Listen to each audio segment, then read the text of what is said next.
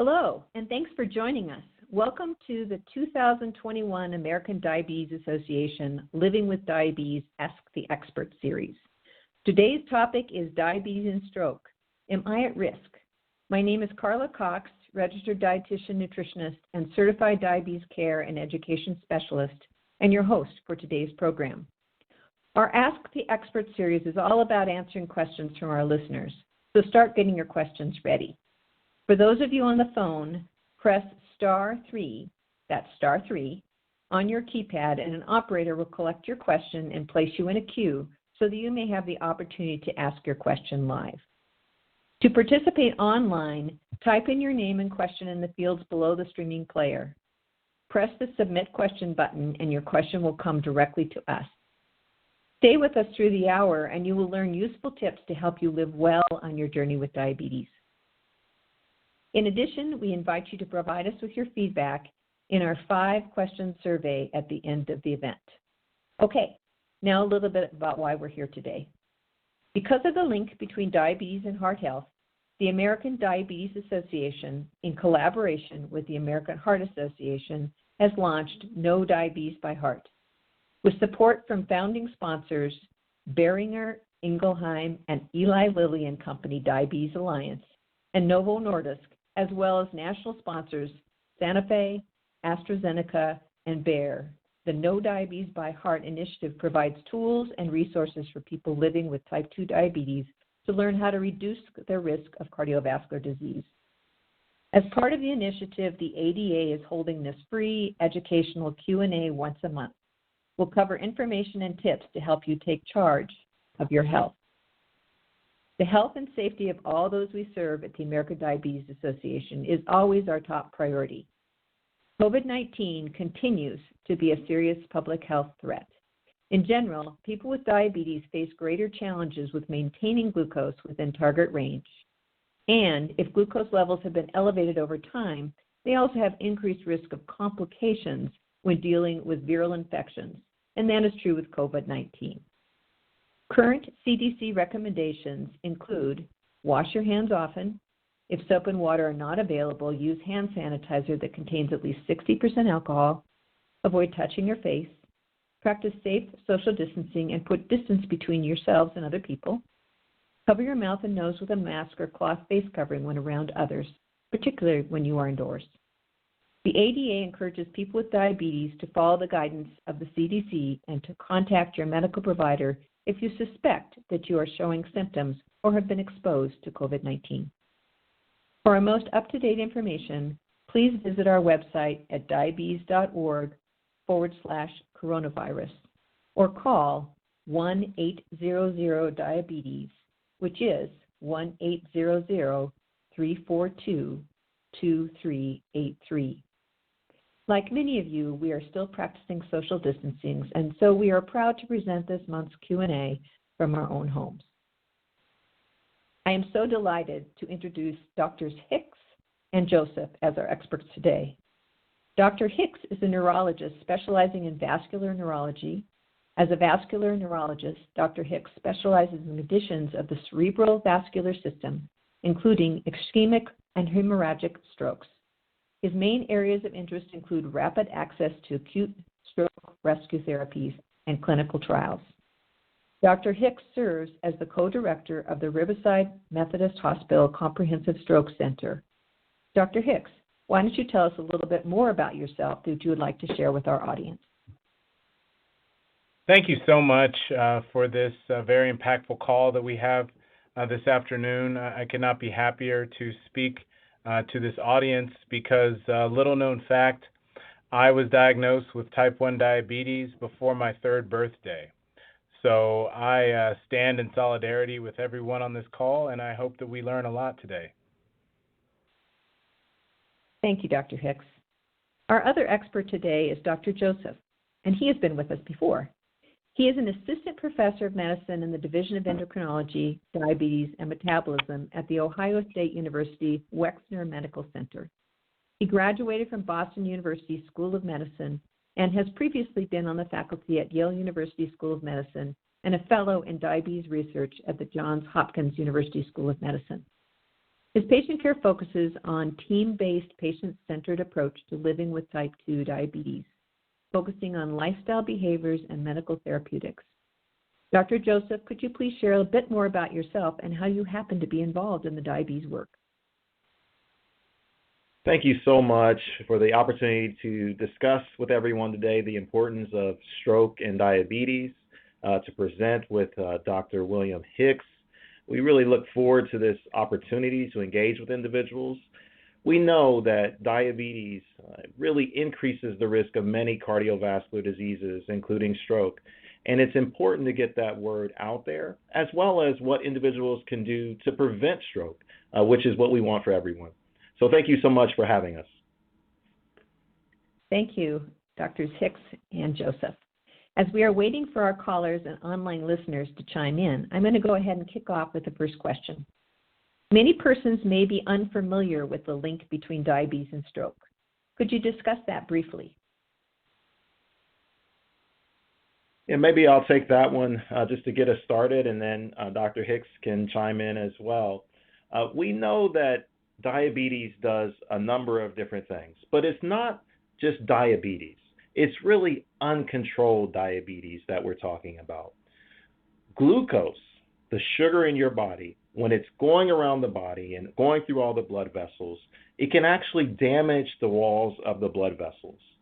When we combine that with higher levels of cholesterol or higher blood pressures, the combined effect of that can lead to strokes. And maybe, Dr. Hicks, you can tell folks a little bit about what a stroke is. Thank you, Dr. Joseph. What stroke is it is a sudden change in the brain that's causing a neurological problem. And this is most commonly due to when those blood vessels that Dr. Joseph talked about get blocked over time from plaque buildup that the high blood sugar can cause in the blood vessels. The other reason that can happen is if a blood vessel can burst. And those are the bursting kind of strokes or blood vessels that burst. These are called hemorrhagic or bleeding strokes. And these are very rare. They only happen about 10 or 15% of the time, but they can be the most harmful. And these are often in those that have uncontrolled blood sugar and blood pressure. And Dr. Joseph talked a little bit about the connection between those two. But the most common kind of stroke is from that narrowing of the blood vessels that happens with an ischemic or a non-bleeding stroke. And that's essentially what a stroke is at the blood vessel level. This is a blood vessel disruption or problem that causes a sudden change in the way someone is acting neurologically. Thank you. That was a great start. If you're just joining us, welcome to today's Ask the Experts Q&A. We're going to discuss the relationship between diabetes and stroke and how to lower your risk and some treatment options for prevention and treatment. As a reminder, for those on the phone, press *3, that's *3 on your keypad, and an operator will collect your question and place you in the queue so that you may have the opportunity to ask your question live. Please remember today's topic is, am I at risk for stroke? So consider that as you ask your question. To participate online, type in your name and question in the field below the streaming player. Press the Submit Question button and your question will come directly to us. Now, let's take a first question from, let's see here, we have Susan. Susan is from, it doesn't say where she's from, but we'll take her question right now. If I can get my computer to work right here.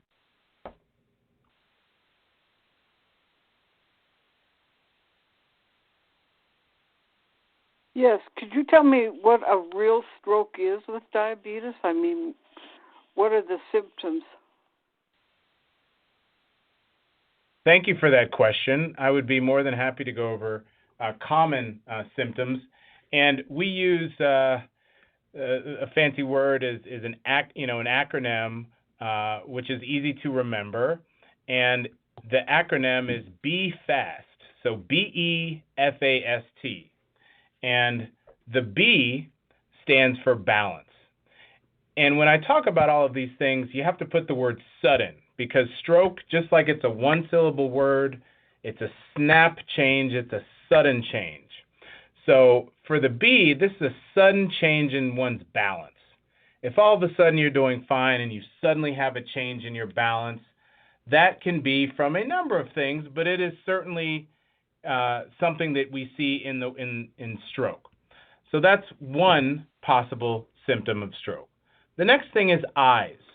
And again, if there's a sudden loss of vision, either out of one eye or out of what you can see in one side of your vision, that is a strong stroke symptom, and that's the E in B.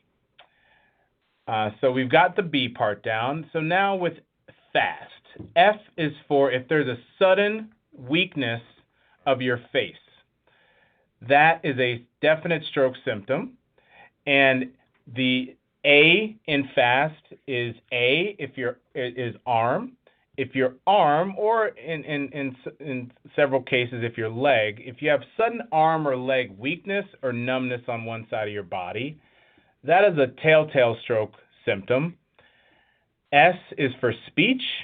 So if you suddenly have slurred speech, or if your speech is hard to understand, or if you're trying to get the words out, you know what you want to say and you can't get it out quick or as quick as you normally can, or if your speech is just nonsensical, you're really speaking like it's a word salad of just words that aren't normally connected together.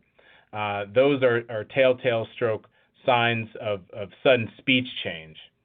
And then the T in BFAST is for time. And this is the part that I really like to stress, because people miss this a lot. Because with heart attacks, it hurts.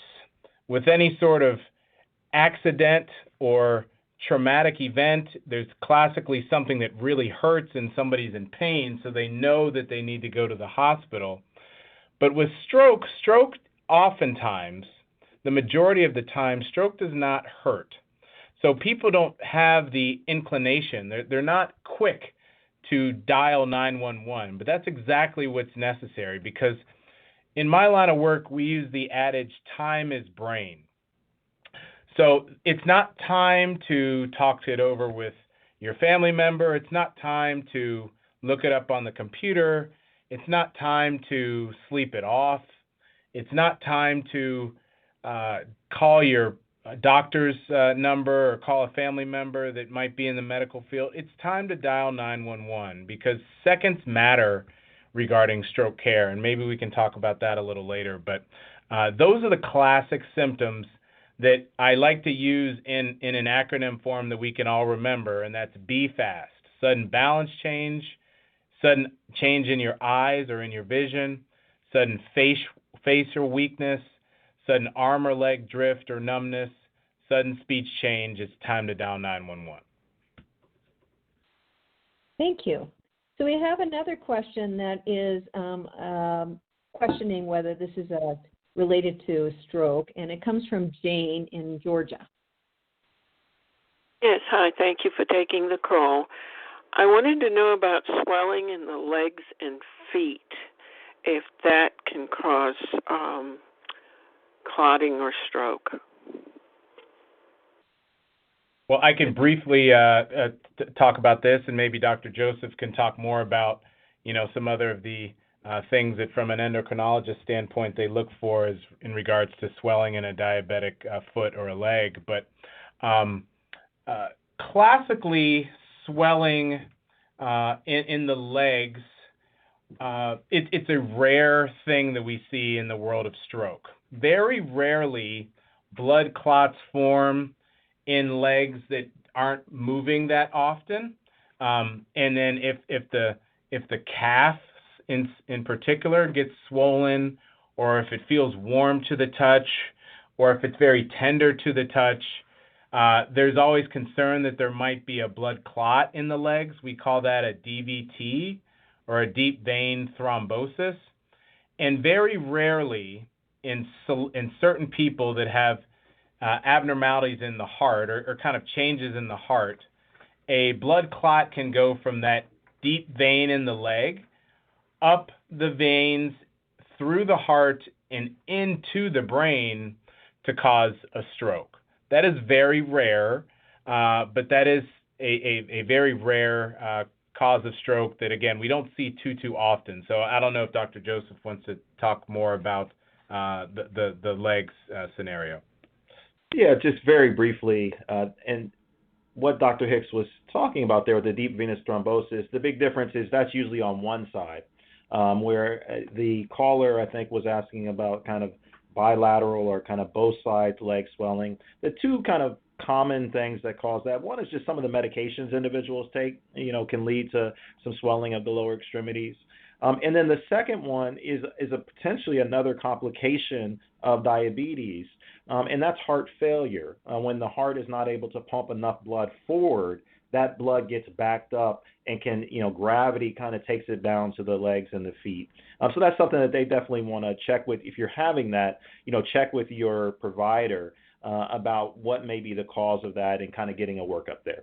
Thank you so much for that question. Thank you. So now we're going to go to Catherine. Catherine from New Hampshire. Hi. I guess I'm on. I have very high, very low blood glucose counts on my meter. Does that, the high and lows, if they're happening too frequently, affect whether you're going to have a stroke? Well, thank you so much. I think you said your name was Catherine. Thank you so much for that question.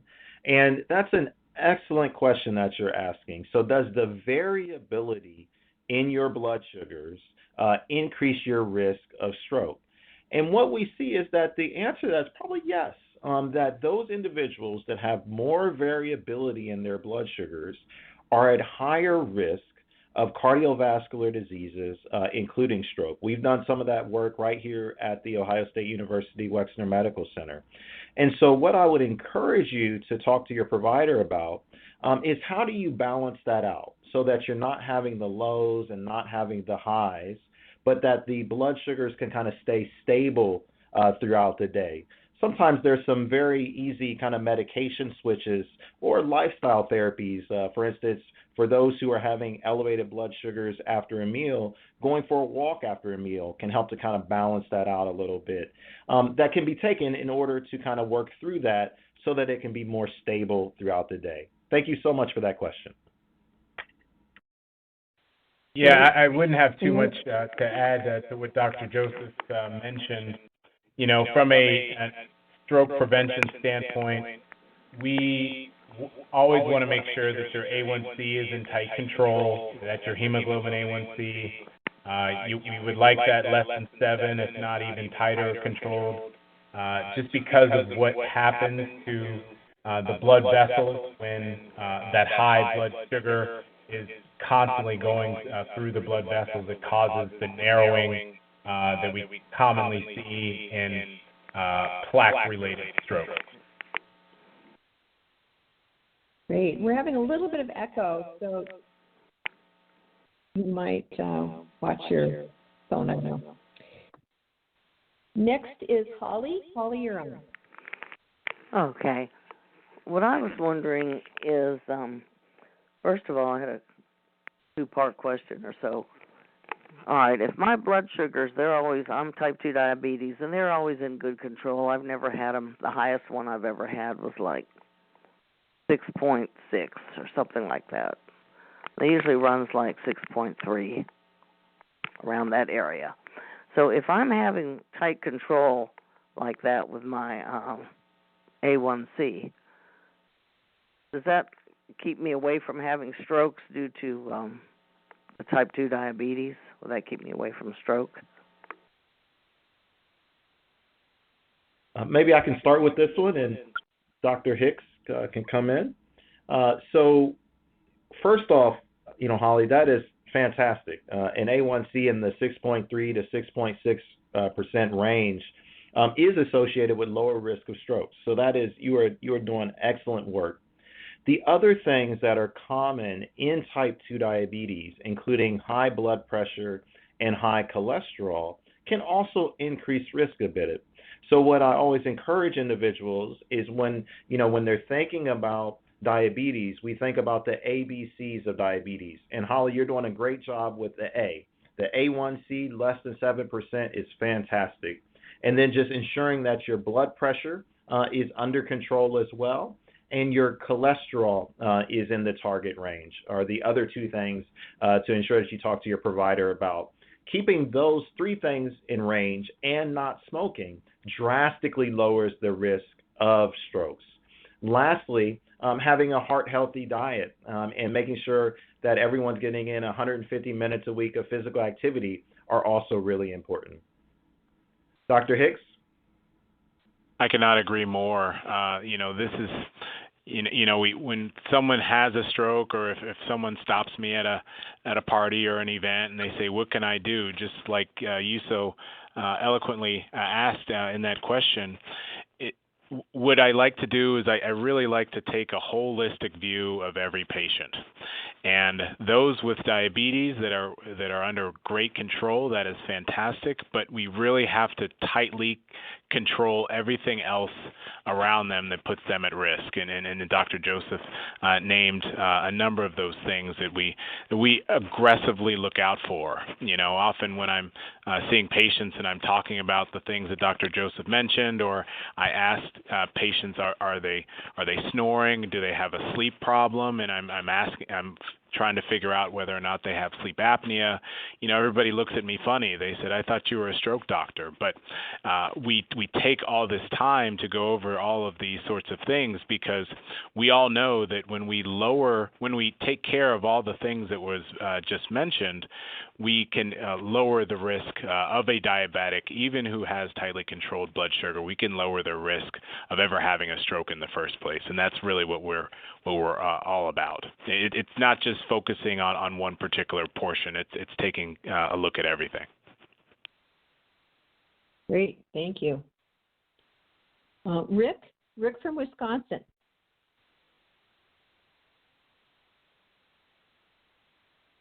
Rick, are you on the line? Yes, thank you. I'm sorry. Yeah. I'm sorry. Did you want my question? I do. Oh, thank you. I'm sorry. I thought it was kind of recorded in. My blood sugar's under control. I'm about a 6.4 with medication. I get 180 minutes or way more than that exercise. But I did have a TIA when I didn't have diabetes when I was about 40. I'm 67 now. Is there a further risk because I had a TIA? And at the time that I got it, they said, we just don't know that much about the human body. We don't know what happened. Thank you. Oh boy, that's thank you for that question. I will try to be as succinct and as brief as possible. The diagnosis of TIA, and let's go over this for everybody on the call. A TIA is a stroke-like symptom, so going back to that BFAST acronym that I talked about, and the symptoms are brief. They last a few minutes, usually no longer than an hour, and they the symptoms go away completely, and there's no trace or no evidence that a stroke occurred on the brain imaging. This is a diagnosis that is serious, and it can sometimes be a precursor or a warning sign that maybe a stroke might be coming down the line if we're not aggressively dealing with the risk factors that we've all been talking about. So by no means am I downplaying the diagnosis, because it is a serious one. But you made a very astute mention that when they discussed the diagnosis, they kind of threw, they said, "Hey, we don't know too much about it," and they may have shrugged their shoulders a little bit, and that often occurs if the diagnosis is truly a TIA or not. What neurologists that specialize in stroke would kind of what is a little bit of a fly in the ointment for us, for lack of a better term, is when non-stroke specialists are giving the diagnosis of TIA. What often happens is that the diagnosis is made without much of a thorough evaluation and without much of a stroke neurologist's involvement. So what often happens is that this is misdiagnosed because something happened to somebody and it went away, and that they may get one brain scan or they may run one or two tests, and then they just may land on the TIA diagnosis without a thorough workup. So again, I'm not sure what that workup entailed for you several years ago, but what often occurs is that once a stroke specialist hears a little bit more about the nuances and the details of that scenario that led to the diagnosis, it may not have been the accurate one. But if it truly was that, the data does tell us that you are at a slightly increased risk, and that really makes it important for us to hone in on these risk factors that we've been talking about today. Thank you. Great answer to the question. Okay, next we're going to go to Dick. Dick, you're from Georgia. Hi, I'm type 1 diabetic and have been for over 30 years, and I keep my A1C below 7, no problem. And I want to know what is a good guide for A1C and blood pressure levels for type 1 diabetics. I'm 81 years old now. Thank you. Yeah, maybe I can help with that question, Dick. So first off, thanks for calling in from Georgia. I went to undergraduate down in Georgia, so love the state of Georgia. And you are doing the right thing there, Dick. An A1C less than 7% is the recommendation for the majority of individuals, as long as that can be attained without having low blood sugars frequently. And it sounds like that you're doing a great job with that. As far as the blood pressure targets, for the majority of the individuals, the American Heart Association and the American College of Cardiology support a blood pressure less than 130/80, and to control the blood sugars. The blood pressure. And so shooting for that target for the majority of individuals is great. That is one of the pieces, though, that I recommend you talk to your doctor about, just to ensure that you can reach that target without having any side effects or other things. So thank you so much for that question, Dick, and hope we got a good answer there for you. Thank you. So just a reminder, there's going to be a survey at the conclusion of the Q&A segment. You're welcome to stay on the phone or online to complete a short 5-question survey. Your feedback is very important to us and will help inform us of future planning.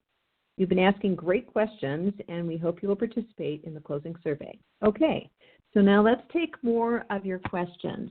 We're going to take one from Gary from Texas. Yeah, I had a stroke, and I didn't know it was a stroke, and so I didn't tell the doctor anything. And here, just in the last week, I've had another one which caused my left side to just kind of lose it, and I still didn't know it was a stroke. I casually mentioned it to my doctor, and I just recently had a CAT scan, and they said that I did have a stroke before. I have a black spot in my brain, and I'm set up for an MRI and to talk to a neurologist. Now, what I want to know, are these going to get worse?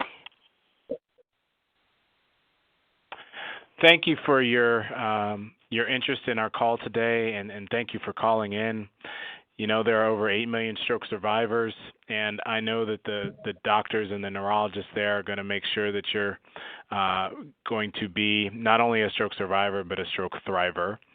And it sounds like you're in the middle of kind of getting the workup done, or kind of trying to figure out kind of what happened. What I tell patients all the time is that in situations like this, the first thing is figuring out, was it a stroke or not? And that answer is yes. And then the second part is the why. Why did this happen?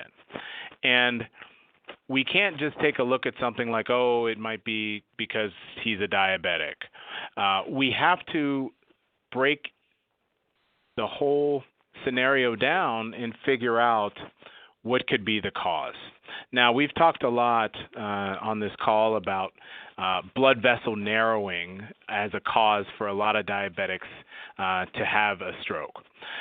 So it's very important that those doctors, and they likely already did this, but for them to look at blood vessels in your head and in your neck to make sure that there's no major blood vessel narrowing in the same area or around the same area where that stroke was. And there are certain things that the stroke specialists look very closely at to help figure out, is this from blood vessel narrowing or not? And if the answer is no, then they may want to look at other things, most notably your heart, and see how well it's pumping, how strong that heart is, make sure there's no blood clots in the heart, and make sure there's no, any other issues in the heart that is going on. And they may want to look and make sure that your heart rhythm is okay and does not flip in and out of a heart rhythm called atrial fibrillation, which is a serious and a very common cause of stroke, and a common cause for people to have more than one stroke in a particular time. So that's really the reason why there are stroke specialists in and around Texas, all over Texas, quite frankly, because they have been specially trained in looking specifically at, yes, we know that a stroke happened, but the why part of it. And I would strongly recommend, it sounds like you're already getting referred to the right places, but to make sure that there's a neurologist that has special training or specialty in stroke care, not only called stroke neurologists, but also vascular neurologists. And I think that, once they get all of that information, they're going to have more information for you as far as lowering the chance of this happening again. And one of the pieces from a endocrinologist perspective for you is that, when we think about, preventing those future strokes, another area that has, more recently been developed is medications that particularly help individuals who've had strokes previously to prevent a second or a third stroke. And one of those classes is called glucagon-like peptide 1 agonist, or GLP-1 agonist. So that would be another piece that I would ask your doctor as you're getting that workup, is if that might be an appropriate class of medications for you. And you can go to nodiabetesbyheart.org to learn more about that class of medications. Thank you so much. Thank you. And this question comes in online, and you touched on it before, but I think maybe making it a little more clear. Is there a correlation between diabetes and AFib, and is having AFib indicative of future stroke risk? So maybe I can talk a little bit about the diabetes and AFib, and then Dr. Hicks can talk about AFib and stroke. So what we've seen actually is that there is a correlation between diabetes and atrial fibrillation.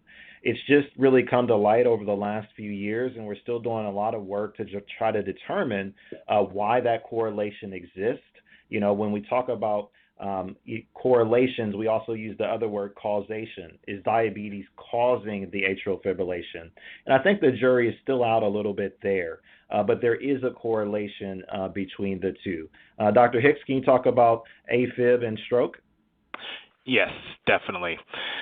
Stroke is increased fivefold, meaning that there is a 5 times greater chance that someone can have a stroke, an ischemic or a non-bleeding stroke, from a blood clot that flicks from the heart into the brain. So a 5 times greater chance of having a stroke if somebody is found to have atrial fibrillation or AFib. So this is a big deal in our line of work because it can often cause very devastating strokes, not small strokes, large strokes, or strokes that hit a lot of different parts of the brain. So stroke specialists pay very close attention to Afib. And what often happens is if we find out that somebody has Afib when they come in with a stroke, we want to do everything we can to lower that risk. And that often involves being started on a blood thinner or an anticoagulant. Most common types of blood thinners are medications like Coumadin or warfarin. I'm about to sound like a commercial now, but the other medicines you do see commonly on commercials like Xarelto or Eliquis or Pradaxa. These medicines are very, very important. And although there is some risk because the bleeding, your bleeding risk does go up a little bit, the protection from severe strokes is very, very significant. And what I would like everybody on this call to know and understand is if they or anyone that they know has known atrial fibrillation along with diabetes, your stroke risk is significant, and you should do everything you can to be taking a blood thinner. What often happens is people find excuses not to start people on these sorts of blood thinners, and they end up meeting me in the hospital, unfortunately. And they didn't really know how serious the risk was when they're in their office kind of talking it over with their doctor. So I always want to take a lot of extra time to explain to everybody that Afib is a serious cause of stroke, and it should not be taken lightly whatsoever. And if we ever develop a stroke and the doctors aren't sure why it happened, then we have to look very closely and do certain types of monitoring to try and discover or try to catch Afib in the act. Thank you. We have another online question. Please discuss how kidney function places a person with diabetes at risk for a stroke. Yeah, so fantastic question about kidney function and diabetes and stroke. And so when we think about kidney function, let's think about why does kidney function decline? And for the majority of individuals with diabetes, kidney function declines due to one of two reasons, either due to poor blood sugar control or due to poor blood pressure control. And so those same things, poor blood sugar control or poor blood pressure control, also increase the risk of stroke. And so it really goes back to kind of those fundamental core pieces that we talked about. Hemoglobin A1C or blood sugar control, B, blood pressure control, C, cholesterol control. Those ABCs that we talked about up front are critically important in both lowering the risk of kidney disease as well as lowering the risk of stroke.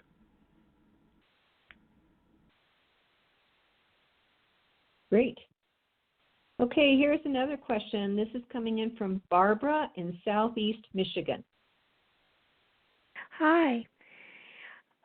Yes, you have covered some of my question already. I have had 3 heart ablations for Afib in the last 20 years. And I also suffered long-term from migraines and vertigo. On my second heart ablation, the migraines and vertigo started to abate. And on my third heart ablation, I'm almost 72, and my third one was 2 years ago. They're almost, I would say, 98% gone. And I'm wondering if there's a correlation or a relationship between the Afib, the migraines, and vertigo, and I'm also a long-term diabetic. I've been a diabetic for 30 years now. Thank you for your story, and I love hearing where everybody's from because, like Dr. Joseph, I too went to college in Georgia, but I also did my neurology training in Detroit, Michigan. So I have a have a longing for that area. It brings back fond memories. But regarding your question, that is a quite a unique situation for you. There is a lot of correlation, or at least a lot of thought between heart and brain interaction.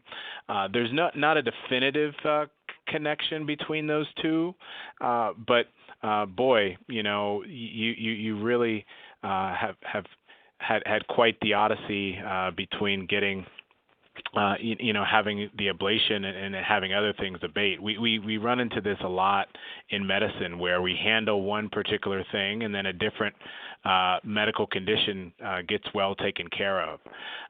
Personally, as far as the neurology data is concerned, there's not a strong correlation between those two, but it certainly is for you. So that's fantastic.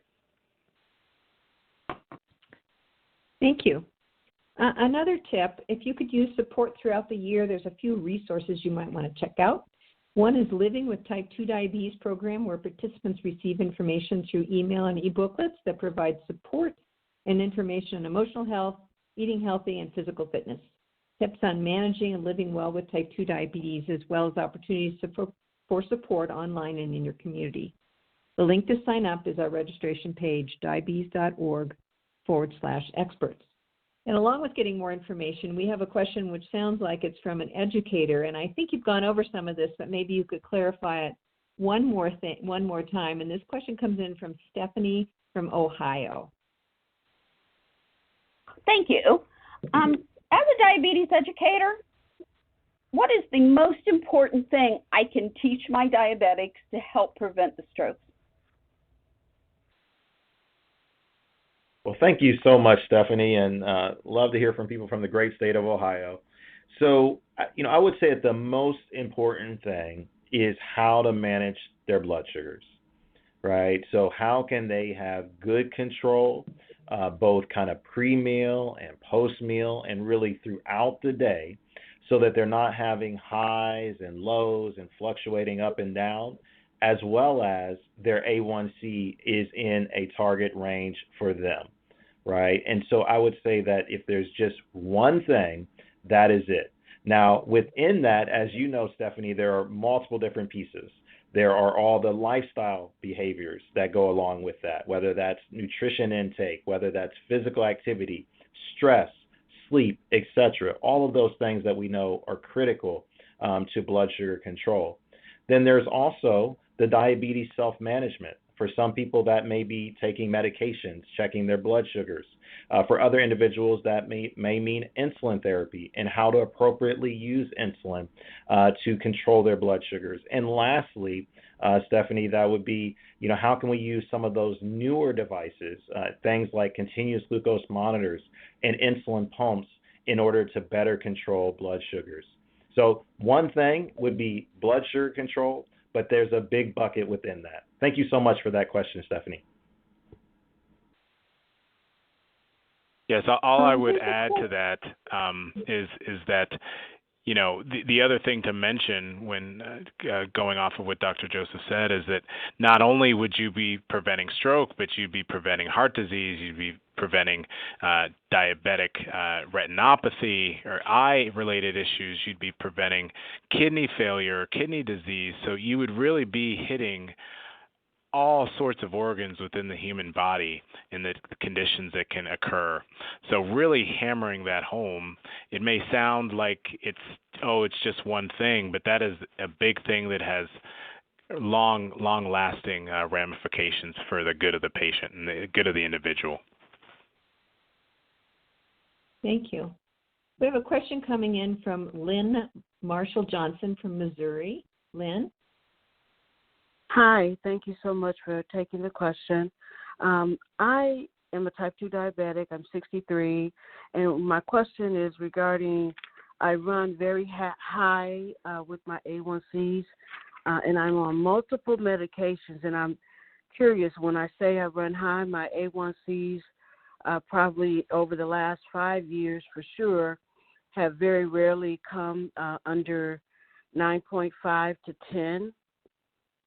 and I am currently taking Ozempic along with insulin for boluses, as well as metformin. So I'm trying to understand as I listen to you talk about the strokes.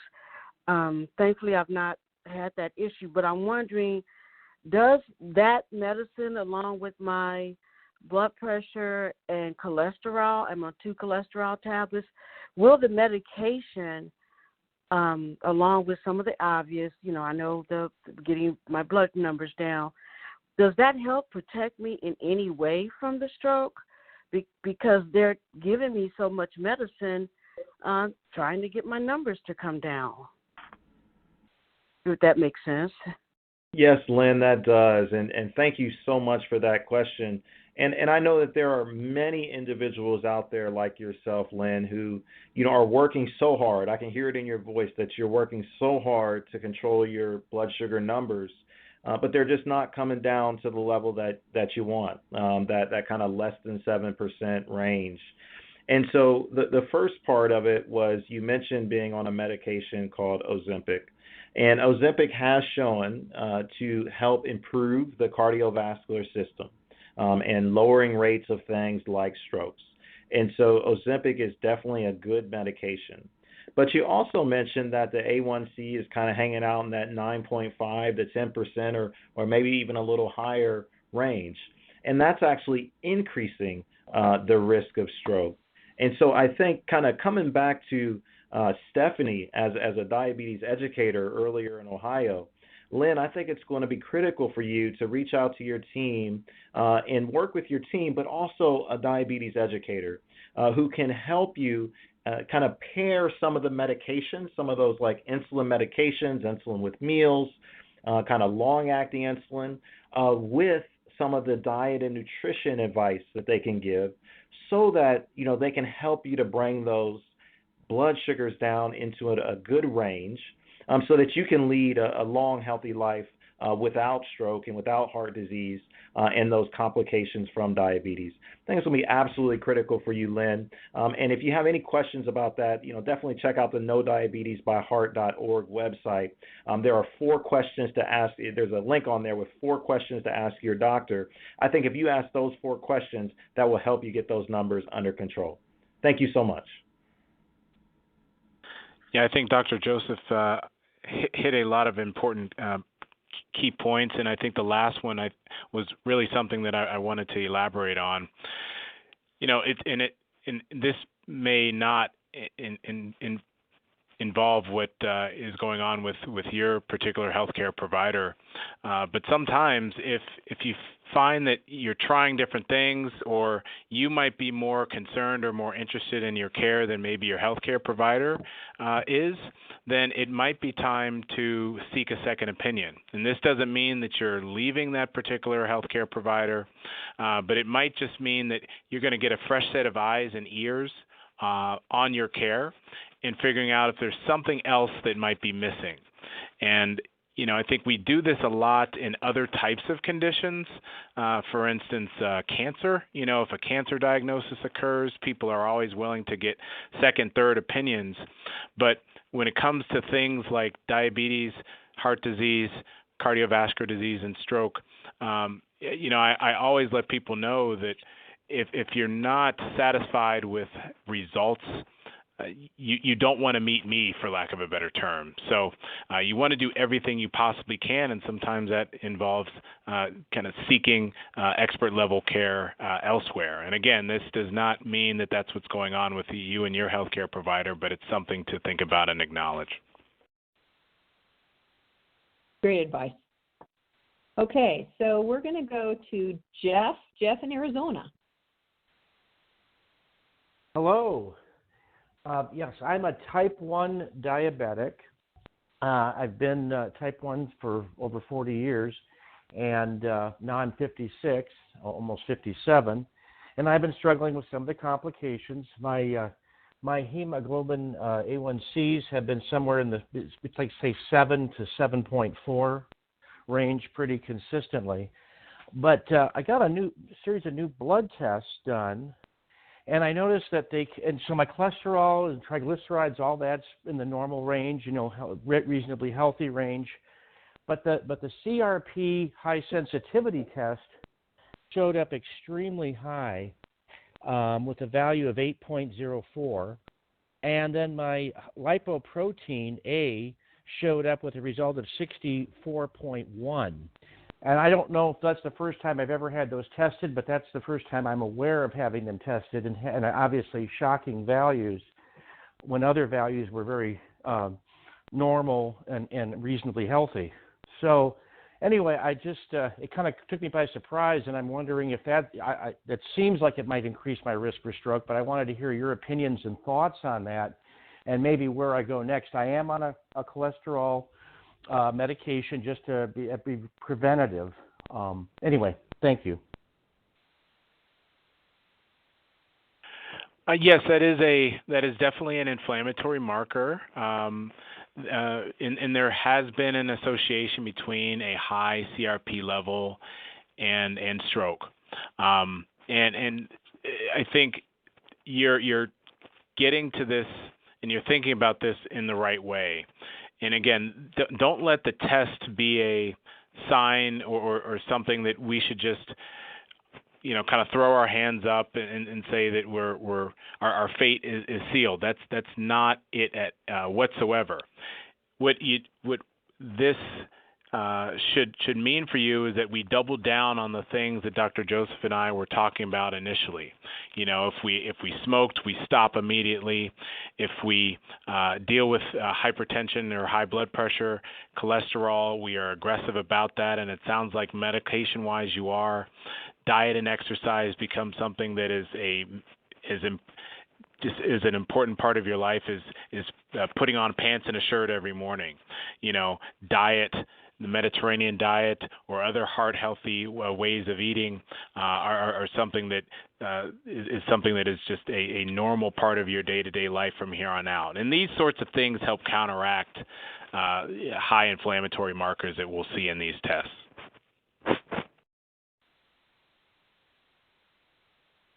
Yeah, I would agree. We have a question. Go ahead. Oh, sorry about that. I would just say I would agree with Dr. Hicks on that, and ensuring that with the lipoprotein A and the elevated CRP, it may be a good time to meet with a cardiologist if you haven't previously. These markers are things that we didn't really do much 15 or 20 years ago, but we now know that they are independent risk, as Dr. Hicks said, for cardiovascular disease, including stroke. And there are some medications out there beyond even statins that may have a benefit for you. And so kind of checking in with them to see if there's anything else that needs to be done, I think would be really beneficial. Some of those medications include things like PCSK9 inhibitors that we've been using more commonly over the last few years. So thank you so much for that question. Thank you. We have one last question here, and she doesn't want to get on the phone, but left a question for us. She wants to know if she should continue to follow the medication suggestions that her doctor is giving her, even though she disagrees with it. She wants to stop it altogether and find someone new, but wants to know if this will end up hurting her. Interesting question. I can start there. I would strongly caution against stopping everything first. But as I mentioned with a few callers ago, seeking a second opinion is absolutely your prerogative. This is your body. You only get one of them. And, one healthcare provider's thoughts on your care is not the law. Now, if you seek that second opinion or maybe a third opinion and you start hearing that the same thoughts and the same plans are starting to ring a bell over and over and over, then I think you're at the point where, although, and I deal with this with my patients all the time, there may be some disagreement or they may not wish to proceed with certain things, but we have to understand that this is strongly in favor of protecting a diabetic, protecting someone with high blood pressure, protecting someone who has high cholesterol, protecting someone who is a smoker, protecting someone who has a high level of weight, protecting someone who is has sleep apnea, or all of these things together. What we are trying to do is drastically lower their risk of harmful things like stroke. So that sometimes runs against what somebody's used to in life, or how somebody would rather spend their life doing as far as medications and diet and exercise. But I would strongly recommend that we seek that other opinion from another specialist, someone who's well versed in the care of your care, be that your primary care physician or more specifically your endocrinologist.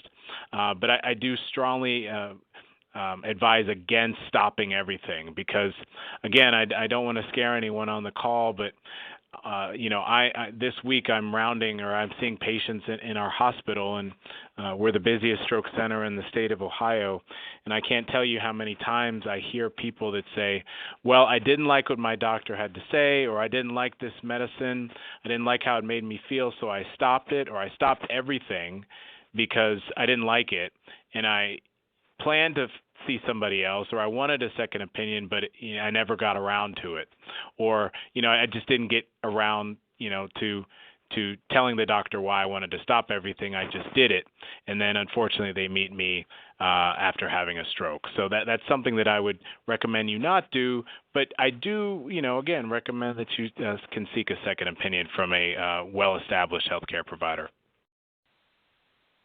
I'll just briefly say that diabetes is one of the most difficult disorders to treat because it's all about diabetes self-management, as Dr. Hicks was saying there.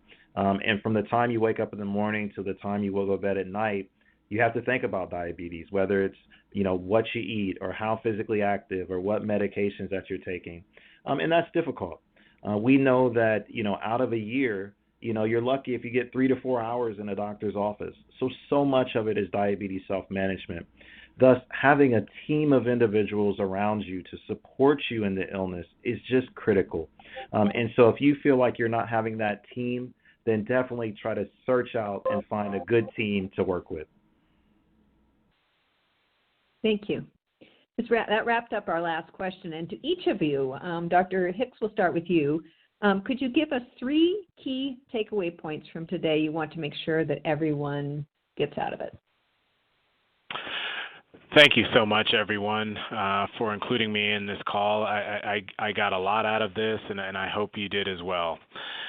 The first point I'd like to leave everybody with is that stroke is preventable and stroke is treatable. And if one were to ever have the stroke-like symptoms that I talked about, we dial 911, because we can do amazing, life-saving care in emergency rooms around this country and in hospitals around this country, but time is so important when it comes to stroke. That is a major barrier to how patients improve and how patients thrive after strokes. The second thing is that we really want to look over all aspects of medical care if you have diabetes. So again, the A1C and the blood sugar control throughout the day, that is a job enough. We all know that. Again, I speak from experience.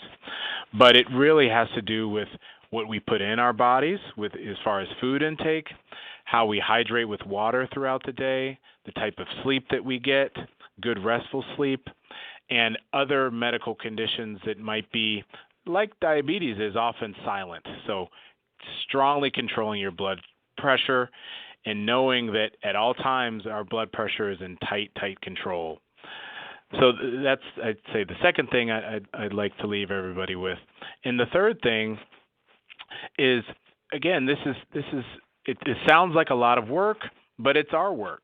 We didn't choose this path, but like everything else in life, we still have to do it. And to ensure that we live a long, fruitful, and healthy life, outside of hospitals. These are just the steps that we have to take, and we'd much rather take them on this side of the hospital than on the other side, or on this side of a nursing home as opposed to the other side. So these are things that we can all do together to make sure we live long and happy lives. Thank you so much. And Dr. Joseph, what would you like to add as tips?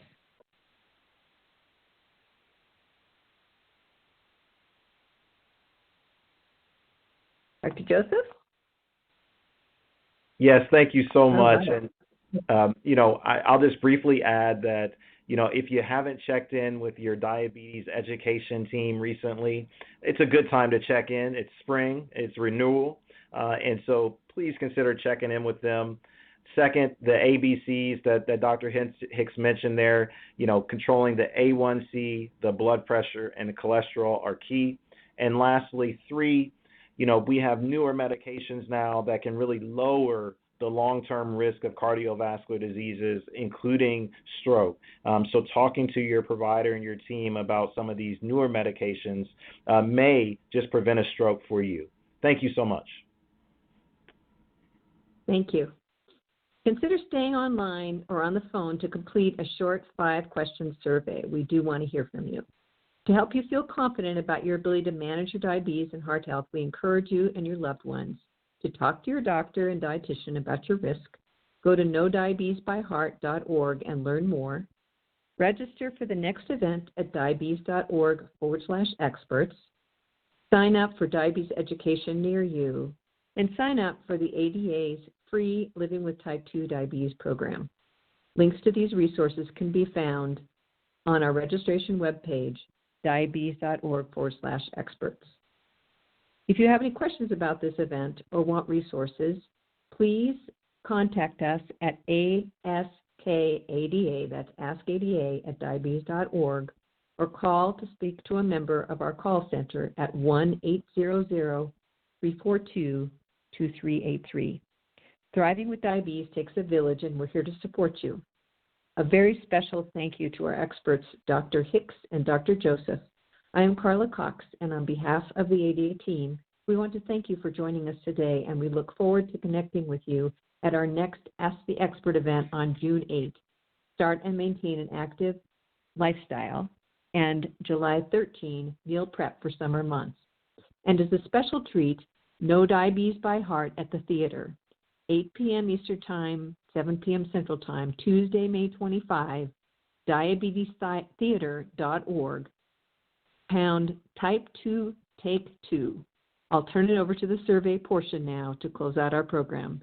Best wishes for good health. All right. Thank you all for joining us today, and we appreciate your feedback on today's event. To provide your responses, press the corresponding number on the keypad of your phone. And for participants online, please click on the poll section below the Ask a Question form and click to submit your responses. Okay, here's our first question. Overall, how satisfied were you with today's event? Diabetes and stroke, am I at risk? Use a scale from 1 to 5, with 1 being not at all satisfied and 5 being very satisfied. And I'll repeat that again for you. Overall, how satisfied were you with today's event? Diabetes and stroke, am I at risk? Use a scale from 1 to 5, with 1 being not at all satisfied and 5 being very satisfied. And while we take a moment for the next question to come up, I'd like to remind you about one of our programs supporting people living with type 2 diabetes. If you have recently been diagnosed with diabetes or could benefit from a refresher, consider signing up for ADA's free program, Living with Type 2 Diabetes. Participants receive information via email and e-booklets throughout the year-long program on topics including emotional health, eating healthy, and physical fitness, as well as tips on managing and living well with type 2 diabetes. Okay, on to our next question. What are important steps you can take to lower your risk of stroke? Press 1 for manage your blood pressure. Press 2 for exercise regularly. Press 3 for eat a wide variety of fruits and vegetables. Press 4 for keep glucose levels in target range. or press 5 for all of the above. And I'll repeat that again for you. What are important steps you can take to lower your risk of stroke? Press 1 for manage your blood pressure. Press 2 for exercise regularly. Press 3 for eat a wide variety of fruits and vegetables. Press 4 for keep glucose levels in target range, or press 5 for all of the above. Before we go into question 3, we'd like to let you know that if you missed a part of today's event or would like to listen again, we have recordings available on our website. You can go to diabetes.org/experts and click on the past recording section to listen to all of our previous calls. All right, here is question 3. True or false? Excess blood glucose can damage your blood vessels, increasing your risk for stroke. Press 1 for true, press 2 for false, or press 3 for not sure. And I'll repeat that again. True or false? Excess blood glucose can damage your blood vessels, increasing your risk for stroke. Press 1 for true, press 2 for false, or press 3 for not sure. And before we move on to the next question, we'd like to remind you again that our next Ask the Experts Q&A event will be on June 8th. Our expert will be talking about starting and maintaining an active lifestyle. To register, go to diabetes.org/experts or contact 1-800-DIABETES. That's 1-800-342-2383. All right, on to question 4.